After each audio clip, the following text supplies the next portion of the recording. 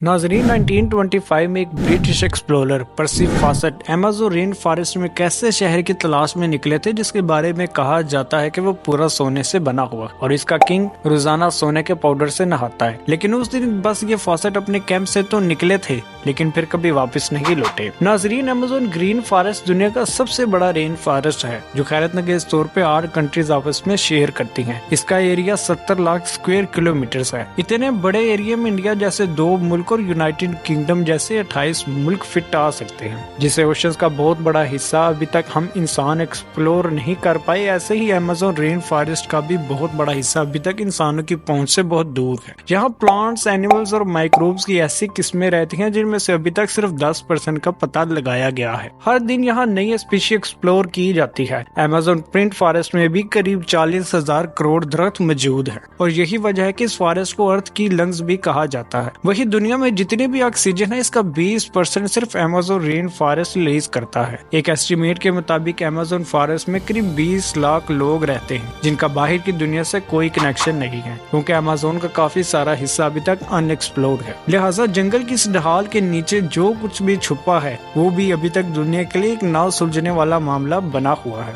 Amazon के जंगल की ऐसे ही चंद मिस्ट्रीज के बारे में आज हम जानेंगे। कुछ को तो सॉल्व कर लिया गया है, लेकिन बहुत सारी आज भी साइंस के पल्ले नहीं पड़ रही। नाज़रीन, सबसे पहले बात करते हैं सिटी ऑफ गोल्ड के बारे में। अमेज़न फॉरेस्ट की आज तक की सबसे बड़ी मिस्ट्री है यहाँ के सिटी ऑफ गोल्ड की, जिसको एल्डोराडो भी कहा जाता है। कहा जाता है कि किसी दौर में यहाँ एक ऐसा शहर था जो पूरा सोने से बना होता था और यहाँ का किंग रोजाना सोने के पाउडर से नहाकर अमेज़न रिवर में वो सारा सोना बहा देता था। नाज़रीन, 16th सेंचुरी में यूरोपियन साउथ अमेरिका में आए थे, जहाँ अमेज़न फॉरेस्ट मौजूद है। वो अपने साथ काफी सोल्जर्स और इस इलाके पर कब्जा करने का प्लान बनाकर आए थे, जहां इनका सामना अमेज़न के लोकल लोगों से हुआ, जिन्होंने यहां अपने शहर बसाए हुए थे। यूरोपियंस ने इनके बनाए हुए शहरों पर कब्जा कर लिया और सेंचुरी के आखिर में इनको खबर मिली कि अमेज़न फॉरेस्ट के डीप में एक ऐसा शहर भी है जो पूरा सोने से बना हुआ है। तो उसी पर यूरोपियंस ने इस एल्डोराडो सिटी की तलाश शुरू कर दी। अमेज़न फॉरेस्ट जान लेने के बाद इनको यहाँ के बहुत सारे कबीले तो जरूर मिले, लेकिन जिस शहर की तलाश थी वो ना मिल सका, जबकि यहाँ इनको काफी सारा सोना जरूर मिल गया। अगले 200 सालों तक तलाश जारी रखने के बाद आखिरकार एल्डोराडो को मिथ डिक्लेयर कर दिया गया। इसके बाद 19th सेंचुरी में एक ब्रिटिश एक्सप्लोरर पर्सी फॉसेट ने एल्डोराडो को एक बार फिर से तलाश करने का फैसला किया। उन्होंने अमेज़न में टोटल लॉस एक्सपेक्टेशंस किए, लेकिन इस दौरान इनको एल्डोराडो तो दूर की बात दूसरे शहर भी नहीं मिले जिनका जिक्र यूरोपियंस ने किया था। अपने आखिरी एक्सपेडिशंस में अपने पर्सी फॉसेट अमेज़न के बीच में मौजूद थे जब आखिरी बार इनसे राब्ता हुआ था। इसके बाद वो तलाश में निकले तो दोबारा कभी लौट कर नहीं आए। ये 29 मई 1925 का दिन था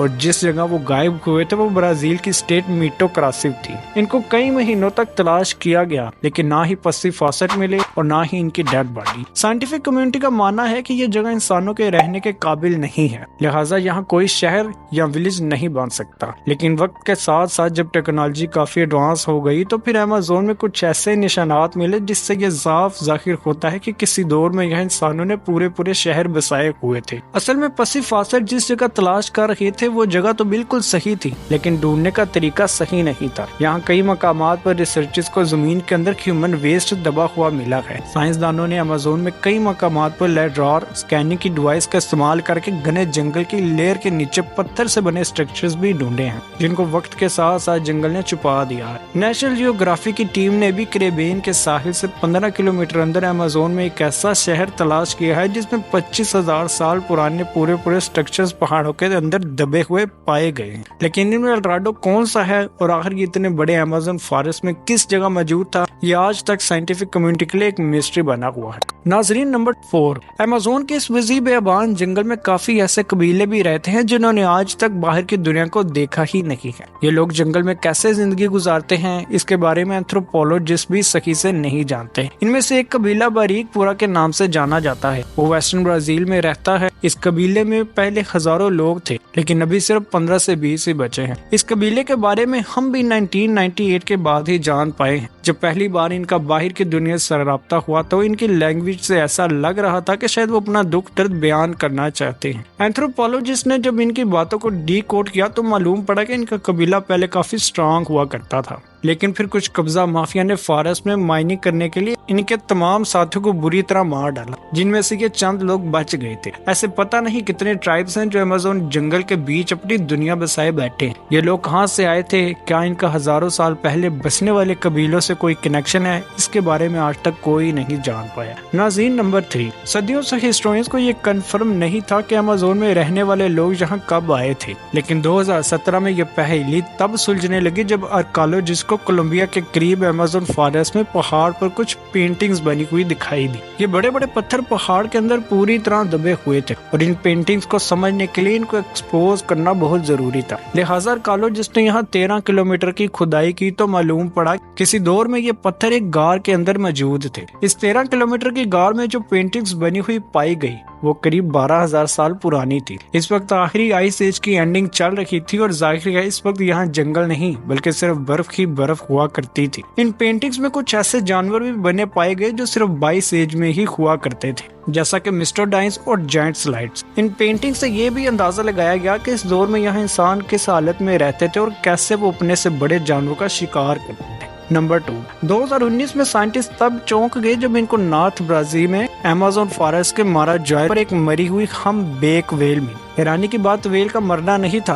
बल्कि इसके मरने की टाइमिंग कुदरत के निजाम के खिलाफ थी। न सिर्फ इतना बल्कि व्हेल अमेज़न रिवर के करीब जमीन के ऊपर पाई गई थी। असल में 10 टन बारीक ये व्हेल का बच्चा था। ये व्हेल सर्दियों के स्टार्टिंग में यानी अक्टूबर से नवंबर में अमेज़न के करीब समंदर में गर्म पानी एंजॉय करती है, लेकिन फिर ये खाने की तलाश में साउथ की तरफ अंटार्कटिका के करीब चली जाती है। लेकिन ये व्हेल फरवरी में अमेज़न के करीब कैसे मरी थी? इन्वेस्टिगेशन से मालूम पड़ा कि ये जिस दिन मिली थी इससे सिर्फ 4 दिन पहले मरी थी। ना ही इसकी डेड बॉडी पे किसी शिकार के निशानात थे और ना ही इसको कोई चोटें लगी हुई। तो अब यहाँ कई सवाल उठते हैं। पहला ये कि व्हेल इस मौसम में यहाँ कैसे पहुंची, ये समंदर से अमेज़न रिवर में क्यों आई और सबसे बढ़कर ये अमेज़न फॉरेस्ट के बीच में जमीन तक कैसे पहुंची। वो दिन और आज का दिन, ये मिस्ट्री कभी सॉल्व नहीं हो पाई। नाज़रीन, नंबर 1, अमेज़न फॉरेस्ट का एक और सीक्रेट 2013 में डिस्कवर हुआ था जब पेरू के करीब एक केमिस्ट्री के स्टूडेंट को अमेज़न में ये एक अजीबोगरीब स्ट्रक्चर मिला। ये प्लांट के पत्ते के ऊपर बना हुआ था जो देखने में काफी मिस्टीरियस लग रहा था। इसके ठीक सेंटर में सिल्क से एक बनी कोन थी और इसके चारों तरफ सिल्क से एक जबरदस्त फेंस भी बनी हुई थी। स्टूडेंट ने स्ट्रक्चर्स की फोटोज ली और इनको इंटरनेट पर पोस्ट कर दिया, लेकिन हैरत की बात तो ये थी कि आज तक ऐसा स्ट्रक्चर किसी ने भी नहीं देखा था। इस पर मजीद जांच पड़ताल के लिए साइंटिस्ट की एक टीम ने पेरू के इस हिस्से को विजिट किया। थोड़ी ही देर में इनको 45 से ज्यादा ऐसे ही स्ट्रक्चर मिल गए, कुछ तो दरख्तों पर और कुछ प्लांट्स के पत्तों पर। इस मिस्टीरियस स्ट्रक्चर को सिल्क हैंड्स का नाम दिया गया और इनमें से कुछ को वो अपने साथ लेबोरेटरी लेकर गए। माइक्रोस्कोप की मदद से देखा गया कि फेंस पर छोटे छोटे डस्ट माइंड्स घूम रहे थे। ये कीड़े सिल्क प्रोड्यूस नहीं करते, लिहाजा ये बात तो कंफर्म थी कि ये स्ट्रक्चर इन्होंने नहीं बनाए। चंद दिनों के बाद फेंस के बीच वाली कोन आहिस्ता आहिस्ता फटने लगी और इसमें से एक स्पाइडर का बच्चा बाहर निकला। असल में स्ट्रक्चर स्पाइडर की एक खास स्पीशी ने बनाए थे जो सिर्फ वेस्टर्न अमेज़न में ही पाई जाती है। ये स्पाइडर अपने अंडों के गिर्द फेंस इस वजह से बनाते हैं ताकि इसमें छोटे छोटे डस्ट माइंड फंस जाएं और जब इनका बच्चा अंडे से बाहर निकले तो इनके पास खाने के लिए कुछ मौजूद जरूर हो।